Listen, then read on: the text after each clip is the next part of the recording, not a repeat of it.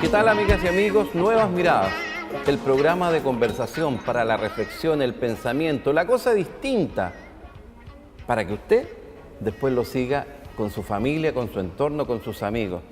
Nuevas Miradas es un punto de encuentro del pensamiento chileno e internacional, de mi red de amigos con los que nos gusta reflexionar y provocar la reflexión en ustedes.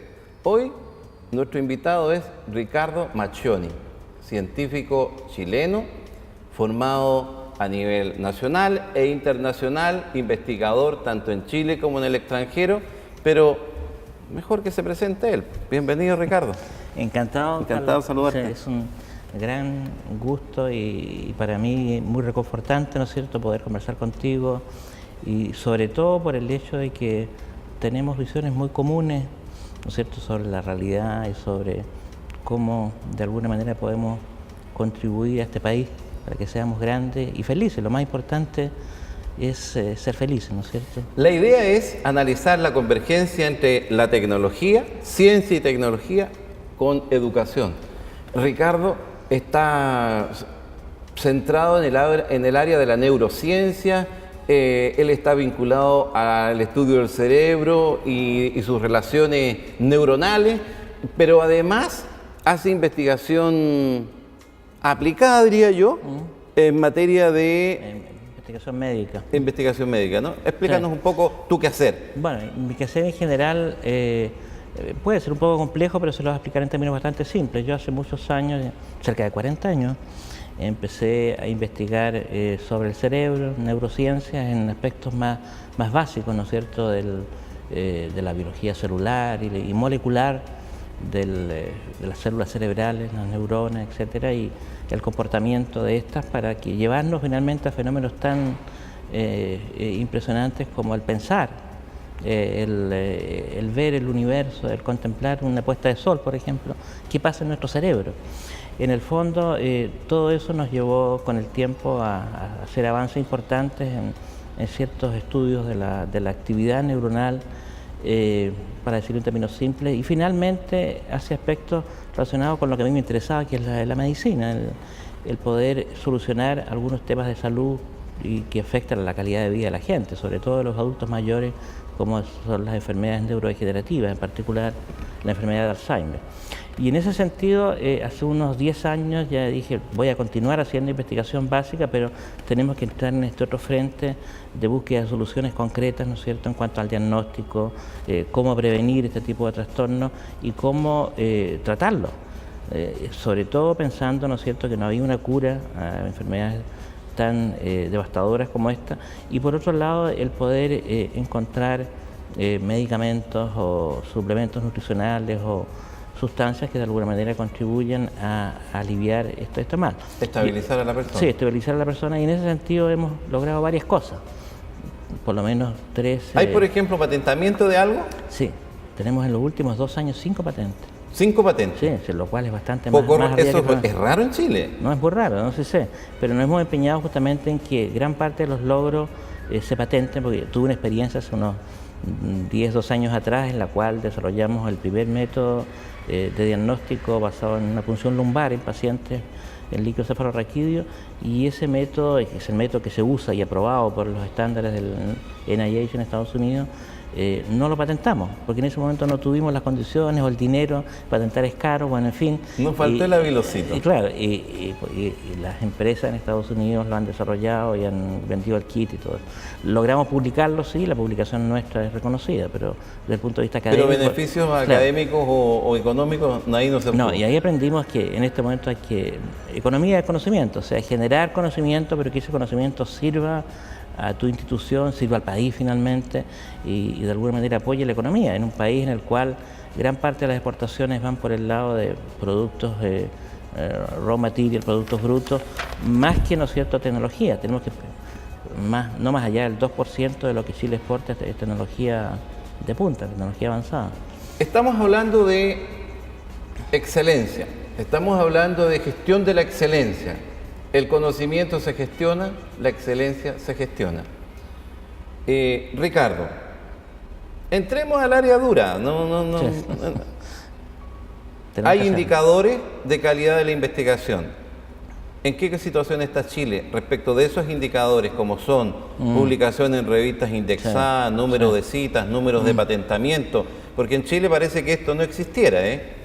No, ese es un tema aún preocupante por el hecho de que hace mucho tiempo, yo desde que regresé a Chile de una larga estadía en Estados Unidos en los años 90, 92, en ese momento era importante, ¿no es cierto?, que Chile diera un salto en, no solamente en publicaciones científicas, sino que más bien en impactar en la ciencia, que Chile fuera un puntito en el mundo, ¿no es cierto?, donde se hace ciencia de frontera, es la única ciencia que vale, es decir, no se trata de jugar a la investigación, sino que se trata de realmente responder preguntas importantes y que eso aporte a generar nuevo conocimiento al cual pueden derivar aplicaciones como puede que no. Pero el tema es que en términos de impacto estamos muy bajos, en términos de número de publicaciones por habitante también estamos bajos. Si tú lo comparas con 5 o 6 países, que una tabla que la hemos elaborado, el cual podría decir Chile puede ser similar, Portugal, Finlandia, Nueva Zelanda, Singapur y otros. En fin, en términos de número de publicaciones estamos la 10ª parte, diría yo, de naciones similares, pero donde estamos más mal es en términos de productos, ¿no es cierto?, desarrollados, tecnologías que en el fondo sean productos que lleguen a los mercados, y que en este momento Chile está en un nivel bastante mejorado. En tema de patentes la situación ya es dramática. Chile es un país que genera 0,5 patentes por año, patentes, ¿no es cierto?, en el sistema PCT. El sistema Media patente al año. Media patente al año. O sea, una patente cada 2 años, claro, en otras palabras. claro. ¿En el sistema? En el sistema PCT, que es el sistema de patentamiento internacional global, donde uno puede patentar en Chile, pero luego tiene que pasar al sistema PCT, que es el sistema, como te digo, a nivel mundial, de reconocimiento, donde se publica tu patente y todo, y después pasas a la fase nacional, donde patentas por país por país, y eso ya es un muy alto costo, porque si tú quieres tener la protección total, eso es imposible, pero por lo menos la idea es tener protegida la propiedad intelectual de Chile. Entonces, en ese sentido, el panorama de la ciencia en Chile no ha cambiado mucho en los últimos años, a pesar que ha habido políticas para incentivarlo, pero me preocupa que la masa crítica es muy pequeña, la masa crítica de científicos es muy pequeña. Me acuerdo hace unos años atrás, Claudio Bunten hablaba en Chile una veintena de científicos que son de categoría mundial. Y eso no ha aumentado mucho, y eso evidentemente que hace que Chile necesite aumentar significativamente. La figuración o reconocimiento de un científico de categoría mundial no es una cuestión de que le tengo más cariño o menos cariño, no, es más amigo o menos amigo. Hay estándares. Hay estándares. O sea, el factor H, por ejemplo, el factor H, que es un índice en que te mide cuántas veces son citadas tus publicaciones con un número. ¿Cómo se llama eso? H. Factor de impacto, ¿no es cierto? Ese factor de impacto es uno de los elementos que se usa, hay otros elementos más, pero el número de publicaciones hoy en día no significa nada. Una persona puede tener 40 publicaciones del premio Nobel y otro puede tener 400 y no ha hecho una contribución tan sustanciosa como puede tener otra persona con menos número. Lo importante es el impacto y cómo esas publicaciones han llegado a ser ampliamente citadas. Y en Chile, ¿cuánta gente tenemos en los top 10? En los top 10 son 10, un poco eso, de la gente que está con más alto índice de citaciones y mayor factor H. Pero si tú comparas los factores H de los más productivos en Chile, generalmente son astrónomos, la gente de mayor productividad, salvo el caso de algunos biólogos, físicos. El factor H todavía es mucho más bajo que lo que son factores H científicos. Pero eso es interesante. Tú has mencionado astronomía, biología. Biología son las áreas de mayor desarrollo. Algo de física. Y algo de física, sí. Extraño porque somos líderes mundiales en minería y ahí no tenemos nada. Ese es un buen punto, La ingeniería de minas, seguramente hay desarrollo, no lo conozco a fondo, pero no están en términos de las publicaciones en esas áreas, ¿no es cierto? Y lo mismo que la biotecnología, que es un área que yo creo que todavía es muy cruda. Ahora, en Chile, afortunadamente, en materia de ciencias duras, astrofísica, ahí pareciera que estamos muy bien. La otra tendencia importante, desde mi perspectiva, es la neurolingüística como gran proceso de transformación del pensamiento a nivel global. ahí Sí. también tenemos algunos reconocimientos. No, hay reconocimientos. Tuve el caso de Humberto Maturana, sin lugar a dudas, la contribución global de él, este acercamiento entre la neurociencia y la filosofía, él lo ha hecho magistralmente bien. Y Francisco Varela, del cual hablábamos recién, con el cual yo tuve una relación muy cercana, son figuras eminentes, ¿no es cierto?, que han aportado desde Chile a esa área. Y la neurociencia es de las áreas que más se acerca al encuentro con el hombre, con las humanidades, con la capacidad de comunicación, el tema de la interactividad entre los seres humanos. La empatía, por ejemplo. La empatía es un fenómeno de enorme interés y que ojalá la cultiváramos más en Chile. Chile necesita más empatía. Yo de lo que he aprendido en mi existencia Sí. es que el tema de las competencias blandas, que en Chile Sí. no le hemos dado, en mi opinión, todo el valor que requiere. Una persona que tiene empatía Sí, en cualquier área es una persona que tiene una ventaja muy superior. claro. Ambos saben matemática, pero además este es empático. Bueno, este tipo va a tener mucho más éxito que el otro. Claro, es empático porque comunica, es capaz de interactuar en forma positiva. Y eso no lo da la Divina Providencia solamente, Sí. eso se cultiva, o sea, para eso hay que tener una actitud. Por eso que yo creo que esta área de la neurolingüística es muy, pero muy importante. relevante. Claro, actitud frente al mundo, actitud frente al prójimo, porque no somos individuos que nos debemos a nosotros mismos, sino que a los demás. A ver, Ricardo, José Massa, Sí, pareciera ser uno de los top. sí. Clochiati, el astrónomo. Juan Carlos Sáez, Sí, en biología, ¿verdad? Sí. El anterior era astronomía. Sí. Nivaldo Inostroza, en biología. Y aquí sale Ricardo Machoni también entre los top 10 de este país. Ramón Latorre, biología. Sí, exactamente. Después Claudio Bunster, Física, Alejandro Clocciati, astronomía de la Universidad Católica. Pablo Valenzuela. Bueno, él tiene más imagen y más Sí. presencia pública, ¿no? Sí, mucha presencia pública, claro. Sí. Más que muchos científicos que... María Teresa Ruiz, Sí, astrónomos. astronomía, también Sí. tiene presencia.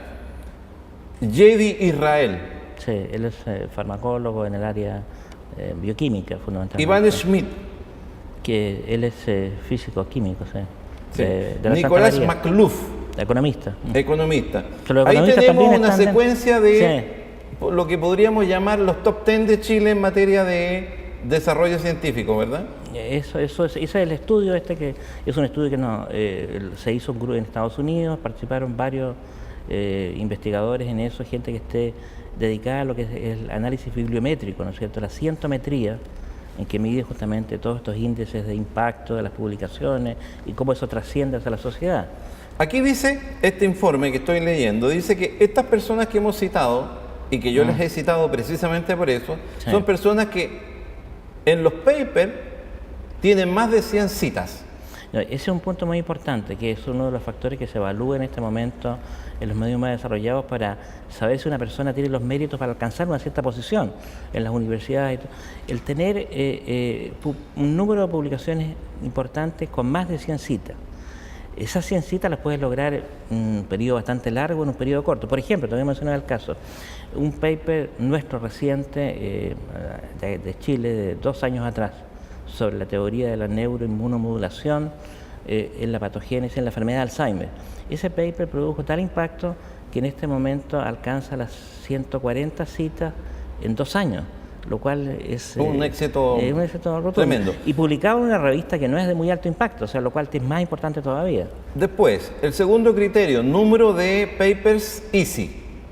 O sea, publicados Publicaciones en revistas en que revistas tienen- indexadas, ¿verdad? En revistas indexadas. Hay 2 tipos de índices que son el ICE y el Cielo. Cielo es más local, revistas, ¿no es cierto? Cierto tipo de revistas están indexadas en Cielo, pero la mayor parte de las revistas de mayor impacto son ICE. Entonces, cuando uno habla de revistas ICE, está hablando de revistas de amplia respetabilidad mundial. Y el índice H, ¿qué es eso? El índice H, te lo voy a explicar en 2 palabras, significa, en el fondo, de tus publicaciones, por ejemplo, vamos a poner un caso, un índice H de 40, significa que tienes 40 publicaciones que tienen al menos 40 citaciones, esas publicaciones. Entonces, con eso ya cumples un índice H de 40. significa que tienes al menos 40 publicaciones en trayectoria que son citadas 40 veces como mínimo, ¿no es cierto? Ese es el valor. Eso es en definitiva Sí. cómo se va ¿Cómo se calcula? reconociendo. Claro, porque en el fondo lo que te quiero decir es que aquí no hay subjetividades y apreciaciones de que este es mejor o peor.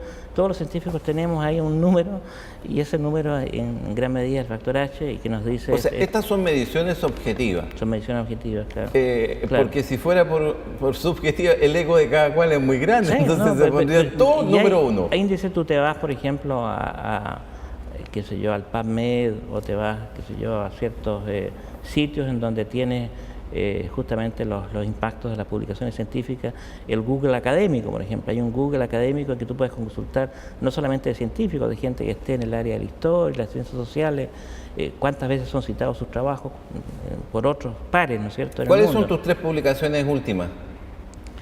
Mis 3 publicaciones últimas son publicaciones más bien relacionadas con la teoría esta neuroinflamatoria de la enfermedad de Alzheimer, otra publicación sobre el uso de una tecnología de neuroimágenes para poder detectar tempranamente el Alzheimer, que se tuvo un impacto bastante notable, entre otras, y una publicación quizás la más reciente sobre un nuevo compuesto que tendría una actividad farmacológica, ¿no es cierto?, en el tratamiento de la enfermedad de Alzheimer. ¿Cómo evalúas tú, en términos generales, por supuesto, el estado del arte en materia de desarrollo científico y tecnológico en el país? Yo evalúo, hay que ser siempre positivo, o sea, trato yo de ver siempre lo notable y tratando de dejar a un lado, ¿no es cierto?, errores del pasado, pero se han hecho esfuerzos importantes en crear instrumentos nuevos. Destaco, por ejemplo, la forma en que ha funcionado Corfo, en activar proyectos de investigación y desarrollo y que vayan a tener luego un impacto productivo. Eso yo creo que ha sido una excelente iniciativa y en ese sentido hemos ido avanzando. Pero como te decía hace unos minutos atrás en la conversación que tuvimos antes, todavía eso es muy magro para lo que Chile necesita para ser un país desarrollado. Una de las cosas que me gusta a mí es comparar situaciones, por ejemplo, con países que han tenido saltos espectaculares en su desarrollo. El caso de Singapur, el caso de Finlandia. ¿Cómo fue Singapur?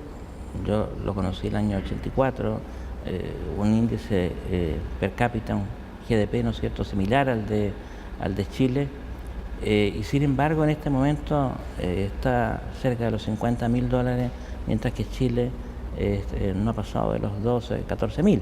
O sea que en el fondo no basta solamente el crecimiento económico para ser un país desarrollado, sino que necesitamos inyectar elementos importantes, ¿no es cierto?, como son la educación. La educación en todas sus formas, desde el prekinder hacia adelante, es esencial. Pero no la educación en cuanto a la forma, a la logística de manejo del sistema educacional, cómo se organiza, sino que más bien la forma de enseñar y la calidad de esa enseñanza, la calidad de los profesores que están enseñando. Singapur dio un salto importante en ese sentido, pero también fueron modestos en cuanto a... vieron la necesidad de importar profesores para mejorar su sistema educacional, implementaron un sistema educacional con bastante tecnología. En la sala de clase hay computadores, la clase de matemática, por ejemplo, es bastante interactiva, el niño participa muy activamente. Entonces, de esa forma, y la otra cosa que logran hacer, ¿no es cierto?, que no se van quedando los estudiantes rezagados en las materias, sino que el que queda un poco más atrás lo toman, lo refuerzan y lo nivelan inmediatamente con que va más adelante, de tal modo que no se produzcan estos desfasajes que se producen en un sistema educacional como el nuestro, ¿no es cierto?, que es unidireccional y va simplemente a entregar materia sin este proceso, ¿no es cierto?, de elaboración y de trabajo para que los niños realmente demuestran su capacidad. Y usted no se vaya, porque viene la parte más entretenida. Vamos a aterrizar todos estos conceptos en nuestra realidad nacional para que usted los converse con sus amigas, con sus amigos y con su familia.